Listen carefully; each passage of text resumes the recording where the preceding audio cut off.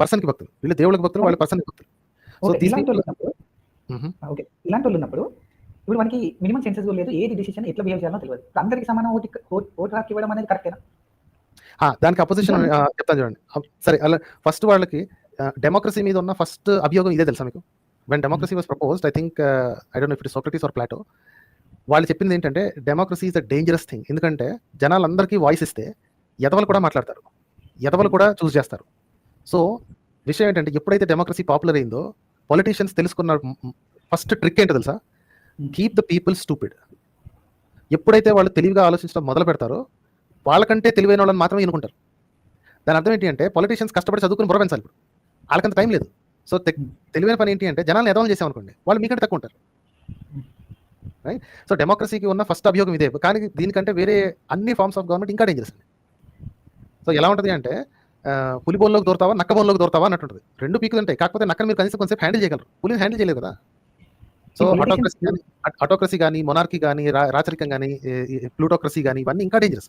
అంటే బోన్లోకి పులిని పంపించుకున్నట్టు అనమాట. నక్కని పంపించుకున్నాను అనుకోండి, అది కూడా మిమ్మల్ని కొరకడానికి ట్రై చేస్తే, తినడానికి ట్రై చేస్తే, కాకపోతే you can at least defend with your strength little.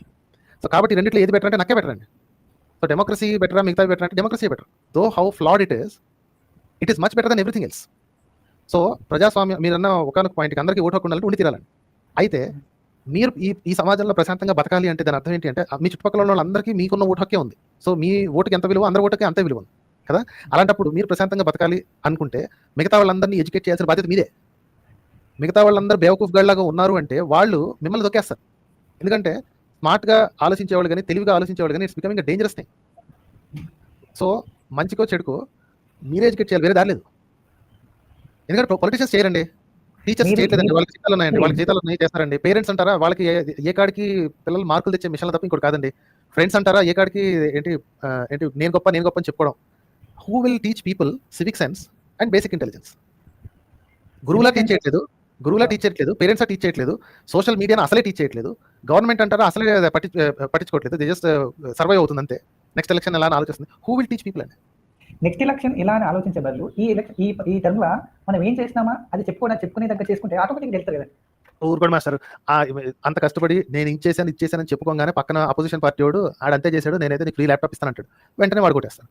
So politicians have been trying this for long time అండి. స్టేట్మెంట్షిప్ అంటుంది ఏంటంటే ప్రజల కోసం పూర్తిగా ఆలోచించడం అనమాట. అంటే లాంగ్ టర్మ్ విజన్. సో ఒక 20 years తర్వాత, ఒక 30 years తర్వాత ఇలా ఉండాలని ఆలోచించే మెంటాలిటీ అనేది వన్స్ అపాన్ ఏ టైం ఉండేది.